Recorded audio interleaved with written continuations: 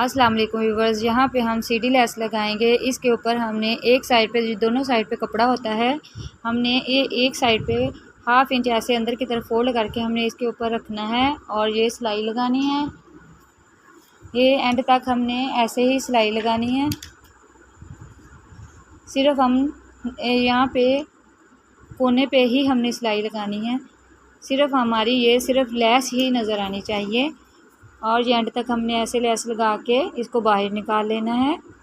और फिर हमने एक और कपड़ा इसके साथ अटैच करना है, वो हम लेंगे, यहाँ पे रखेंगे और उसको भी 1/2 इंच हमने ऐसे फोल्ड करके उसके ऊपर रखना है और इसको ऐसे ऐसे ये इसके साथ लेस के साथ साथ हमने सिलाई लगानी है। सिर्फ कोने पे हमने सिलाई लगानी है। व्यूवर्स, हमारी वीडियो को सब्सक्राइब लाजमी कर दिया करें। अल्लाह हाफिज़।